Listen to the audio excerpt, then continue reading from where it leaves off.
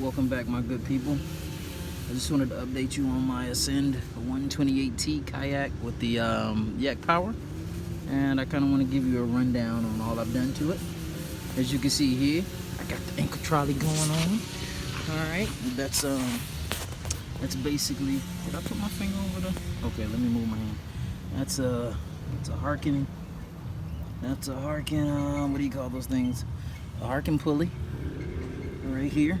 Okay, so I didn't go with the yak attack or nothing like that. I made my own. So I went with the Harken pulley, and then I got Harken eyelets right here.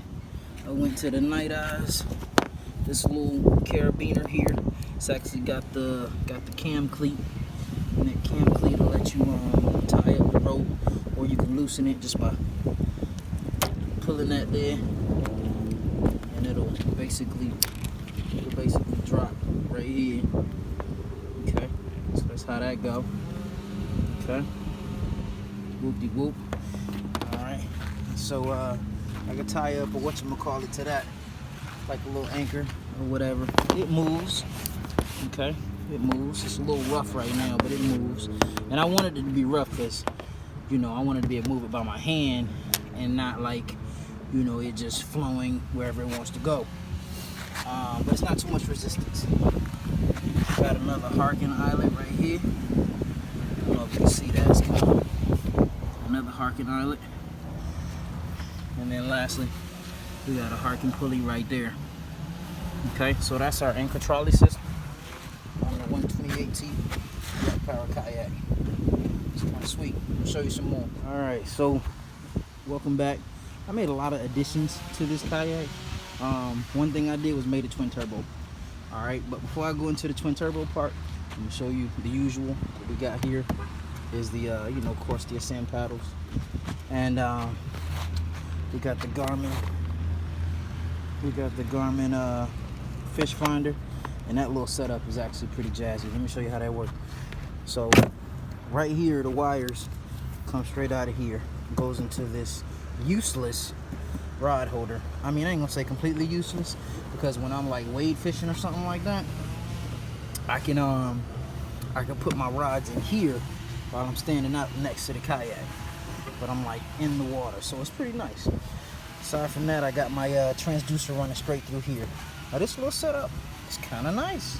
All right, it goes, I don't know if you can see that. I can't see it very well. Maybe you can see it better, but it goes right into there. Okay, I don't know if my camera can see. I'm gonna back up some more. That's my transducer.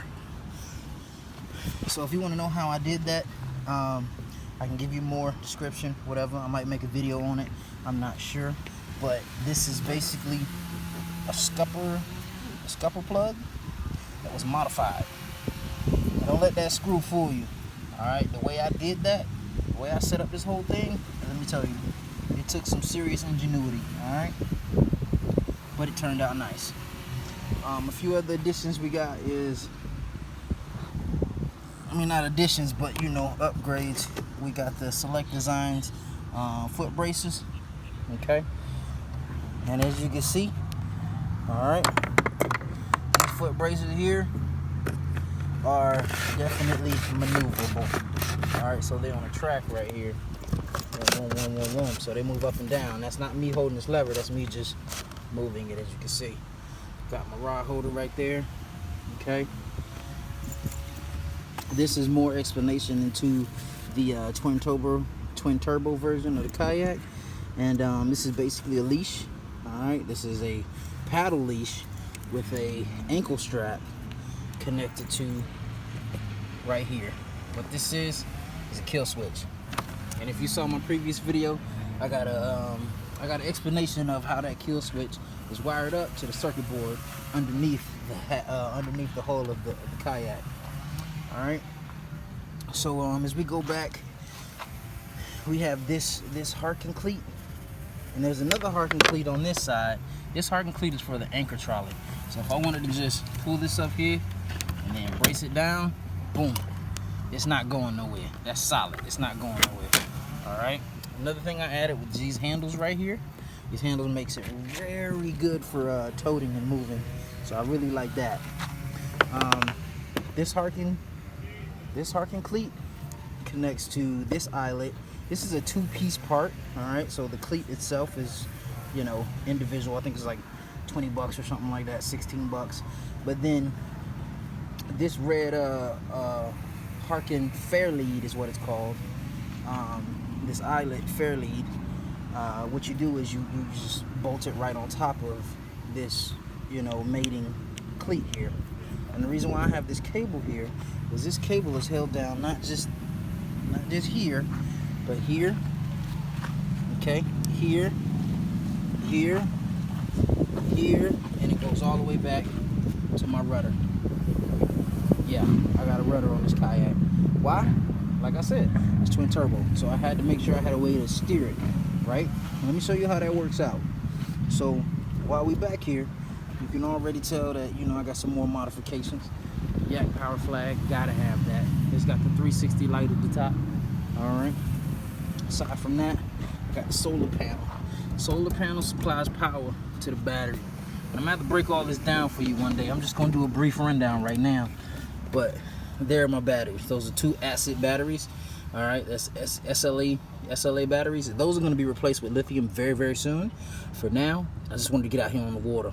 So they weigh about 23 pounds each, so that's 40 pounds in the back. It's a lot, but it works out. There's my solar panel control, solar charge control unit.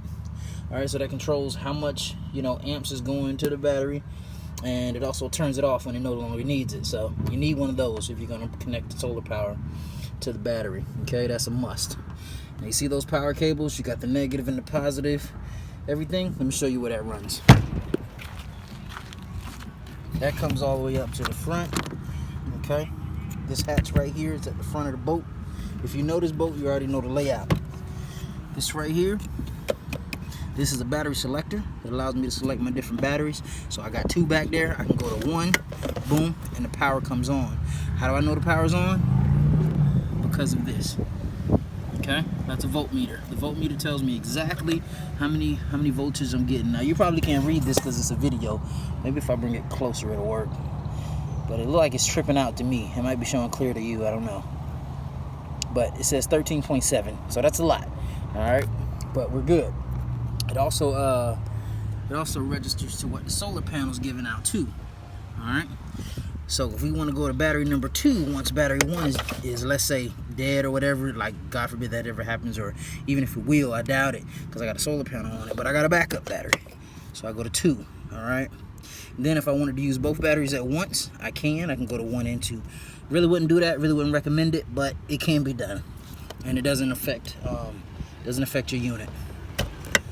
All right, so inside of this hatch here is as you can see, I got that gym mat down there, man. That really helps. Okay, that's what this material is, and I got it in the back where the solar panel is placed in. But I also got my safety first, man. Safety first. All right, I got my marine box, my plano. As you can see, it's easy to get in and get out of the hatch. All right, so let me show you what's in the marine box. Gotta have a flare gun, man. If you're gonna be out here on the kayak, especially like me, you in salt water and all that, you gotta have a flare gun. I just disconnected it somehow and I gotta get it back together, but it ain't no pressure. Yeah, so we gotta figure out how this goes back together. Not figure out, but I just need 2 hands to do it. But nonetheless, I ain't gonna worry about that. What else I got in here is a mirror. This is just in case, you know, I get stranded or something like that. I take this little plastic piece off and it reflects the sun.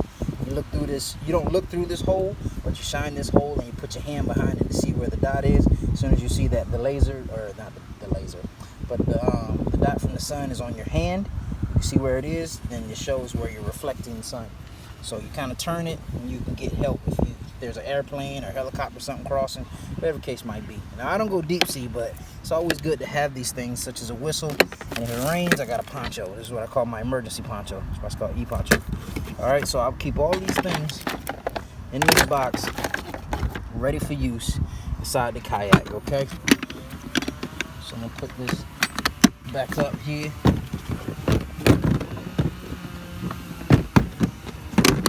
All right.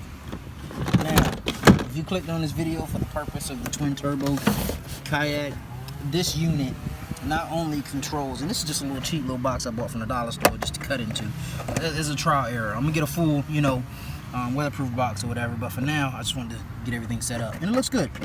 So I got two more SLA batteries. These are 8 amp hours, I think. Yeah, 8 amp hours each, and they're small, they're light, but I linked them in, what is it called, series? I think so. I think it's called series, but I linked them to where I'm doubling my voltage and I'm doubling my my cycle, so I'm getting longer cycles. Okay, but those two batteries run only for the Yak power system. So as you can see, you got a power cable right here, goes right into the Yak power system. All right, and of course, before you hook any batteries up to the Yak power, you want to make sure if it didn't come with a fuse on it, you make sure you put a fuse on it. Okay, you need a fuse. All right, and if you want to see my circuit board for the, you know, twin turbo setup or the dual trolling motor setup, check out my other video. Okay, but where I have that circuit board mounted is behind this piece of foam back up in there. You probably can barely see it. I can't show it to you, but basically it basically braces on right here to this eyelet, right here to this eyelet, and then these two bolts. Let me show you these two bolts right there. There's one bolt right there, and there's another bolt on this side right there. Okay, those have rubber washers underneath them, and it's all stainless steel, so it won't rust, and it also won't allow water to leak in. Okay, so that was a successful bolt up. Let me show you how we got the dual controller motors on here. All right, this is the most exciting part. So here's the top. We got two cables here. This crossbar connected right here. Controller motor 1, controller motor 2, and that goes right underneath here on two trolling motors, straight through the scupper holes. Mind you, it's right in the middle here. Okay, as you can see, it's right in the middle. It says deep in the water. You barely see it. Now, some people might not like that setup. Some people might not even thought about it. Some people were probably afraid to do it. I did it because I felt like I wanted to be concealed. I wanted to be, you know, as least conspicuous as possible that I got a trolling motor on this boat. Now, once this COVID-19 is over, I'm gonna go ahead and register the boat for trolling motors because it has a motor on it. And let me tell you something, Florida Fish and Wildlife don't play out here, so you definitely buckle down and get that taken care of once it opens. For now, excuse me, we got a car cutting up. For now, I'm just gonna leave it the way it is, and then once they open up, we'll be good to go. All right, so let me show you how I control those two trolling motors. If you saw my other video about my circuit board, then it would show you that I had this unit right here. Okay, once I turn this controller to 1, it now turns on the, once I turn this unit to 1, excuse me, it turns on these trolling motors. It allows this to work. This is connected to relays inside of the control unit. It's called a pulse width modulator, but it's by Minn Kota. So it's designed to save battery life, and essentially in the end, it's the same thing that you guys buy for like 14, 15 bucks, and you build a little box for it, put it together, da da da. It's the same thing, but it costs a lot more money. It's $135, but you get the Minn Kota stamp, and who doesn't like a good name on something, right? And it looks official. All right, and it's waterproof. But yeah, it's connected to the circuit board, which is right underneath here. Okay, and this controller controls everything. All right, so I put this on 1. Boom. One day once I get my, you know, good box, what I'm gonna do is I'm gonna put a bungee to hold this down where I need it. Okay, once I put that on 1, I've got power going to the trolling motors. This confirms it. All right, once I turn this to forward, clicks on, and the trolling motors are running. See that? Double trolling motor, no problem. Now I'm turning it to reverse. Let me show you. Turn it to forward. Boom. Okay. And we're gonna bring it to a stop. Now we're gonna go reverse. Trying to get this all in one shot here for you. Boom. That's reverse. Okay, so the polarities are exactly as they should be. Everything's wired up well. It works well. And what I do when I'm out on the water and I need to get to that controller quick, I got a nice little night eyes right here. See that? A night eyes mount. Now it's right on top of this hatch. Goes to the back of this controller. I stick it right there, and that's where it stays. So whenever I need it, it's right there. Okay. As you can see, the trolling motors are held up by 2 collar bolts.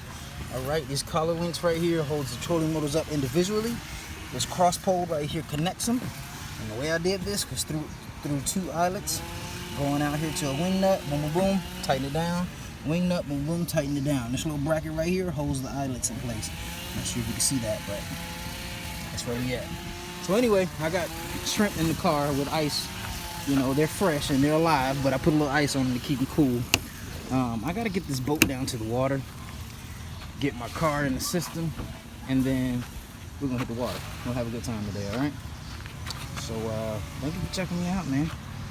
We'll have some fun. If you got any questions, feel free.